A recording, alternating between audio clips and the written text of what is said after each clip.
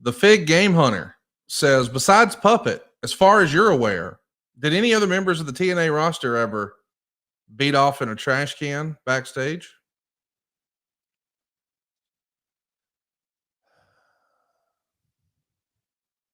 How many times did you just fire down in the backstage area? Just get your nerves down. The Fig Game Hunter 6946. I respect the hell out of that question. Everybody's got to release the poison, Jeff, right? It's part of your pre-match ritual, the 5-knuckle shuffle, the 5 moves of doom. Yeah, well, I just have to say that to my knowledge, Puppet is not only the leader in the clubhouse, that category, he's the only one in the clubhouse. What's the most interesting pre-match ritual that you remember seeing a wrestler have? Like, was there something, because I know we've heard from guys before who used to maybe mock DDP for doing some yoga, and maybe he was ahead of the curve. And you've even said before that you'll stretch for a long time before a match because, well, knock on wood, you've had a lot of good luck with not having major injuries and needing surgery. Let's knock on wood again. But I'm saying, do you remember seeing somebody do something and you being like, I don't know what the hell he's doing, but that's a first for me? Well, I don't know. Yeah, this does qualify it because I was always, from the first time I saw it, it almost, Conrad, I don't even know if, I wish you could witness this, because then in your descriptor and your storytelling ability and everything that goes with it. But if you can imagine a guy sitting in a dressing room and his coat, his leather coat is hung up in the jacket or on the door or whatever. And let's say let's hypothetically, show starts at 7:30. He's in the main event. So he'll go to the ring at about 9:30, 9:45. This gentleman would get to the building early. He would get in his dressing room. He would get the Halliburton open. He would shut his door and he'd get dressed, and he had the long lace-up boots, Conrad, all the way to the very tip top of the boots. And he would lace them up but not tighten them. Lace them up, tights on. He would put on his long tights. He would not put on the over tights that he had to do till right before he went to the ring. He'd have his jacket. He'd get in front of the mirror at, let's just say, he'd get to the building. We got to be there by 6:30. He's always there by 5:30, 5:45, 6 o'clock. He'd get in front of the mirror. He'd get his mustache. He'd get his beard. He'd get his hair all ready by 6:30. And then he'd sit down. And I'm not kidding you. Not until he heard his music play. Tights on, jacket on, and walk to the ring. Zero warming up, zero chatter.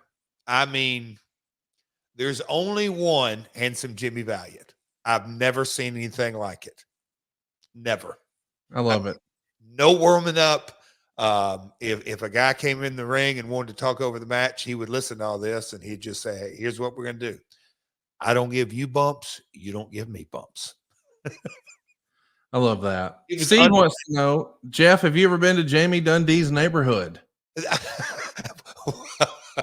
Not his current neighborhood.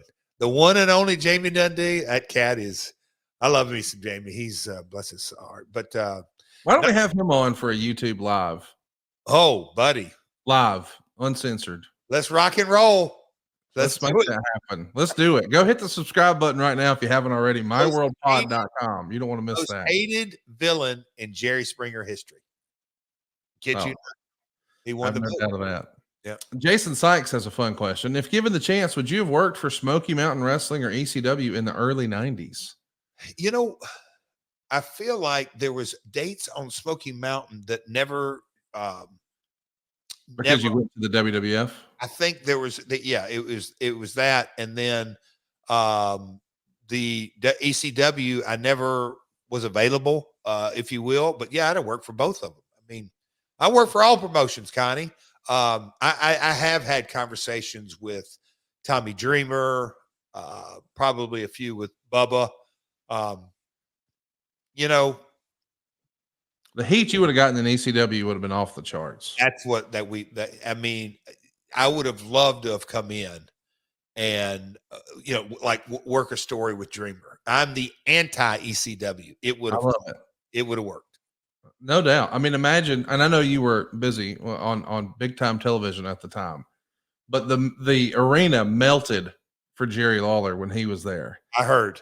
And if all of a sudden it was Jerry Lawler and Jeff Jarrett on one side against like Terry Funk and Tommy Dreamer on the other, it just writes itself, right? Yes, exactly. Would have been so much fun. It would have been so much fun. Yeah, good stuff. Really fun question here from Tess Million. Maybe I said that wrong. If things had gone differently and Vince would have lost the steroid trial and your dad would have become the brains behind the World Wrestling Federation, how would that have changed your career? As our friend Bruce says, what if? Yeah, right. There's no doubt the trajectory of my career would have been radically changed. And I cannot Tess Million, I would suggest to you that you read the parable of the Chinese farmer. And I think it would probably give the best answer, because I can safely say that if hypothetically that would have happened, I cannot say that that would have been a positive for my career. It might have been, but it might not have been. Eric Watts. There you go. Yeah. You didn't want to get brawnied. Brought it. Hey, yes, you've coined that. That is in. That's going to be in the slang dictionary. That is. Well, I mean, eventually it will be, and I don't want that for him because, man. But listen, we've seen this a lot. Like it's unfair, it's unrealistic. But hey, we got a stage dad now in the NBA. It is what it is. Exactly. Jeff, how agile are you right now? Do you think? I'm asking a serious question. I mean, would you consider yourself nimble and agile? Are you quick on your feet? Can you tiptoe? My chiropractor says that he's been treating me since 92 or whatever. I've never been this flexible. So how about that? So where you going with this? We're going to see. Montana 01 says, Jeff, how would you compare TNA and AEW? What were their strengths and weaknesses as a company / product? Let's go to a one shot on Jeff. Zoom in tight. Oh, I put the question up so I can process. How would you compare TNA and AEW? Well, what were their strengths and weaknesses as a company or product? I believe, and I say this, the capital, the financial instability of TNA and the financial stability of AEW right out of the gate makes it completely night and day. I'm unbelievable grateful for Richard Scrushy. That's at the end of the day, startup capital, Bob Carter, no doubt about it. So I'm not, but this question, I'm trying to answer this question as best I can. Completely night and day. I think the climate of not just the professional wrestling business, but just when you really look at cable television, 2001, 2002, 2003, it's a different animal than it was in 2018 and 19. So I think the landscape of television, and then if you really want to get into the micro, specifically the wrestling business, coming off the Attitude Era, wrestling, I've gone into ad nauseum in multiple episodes. Wrestling was a 4-letter word. So very, very much different. And then, the business, and I've often kind of referred to it, you can call it the Rock and the Stone Cold effect. There were so many people watching the Attitude Era, and I'm talking about high school kids that watched it on TV and said, hey, I want to do that. I want to do that. Fast forward 10 years later, the independent scene didn't even resemble what it looked like when we started. So the talent pool was massively different on the entry point into the industry. So I think I'm trying to answer this best I can, Conrad. So that's kind of the three, maybe the differences. The similarities, I think the loyal, fanatical fan base And look, I was not at AEW in day one days, Conrad. You got a much more, you've just got a much better picture than that. But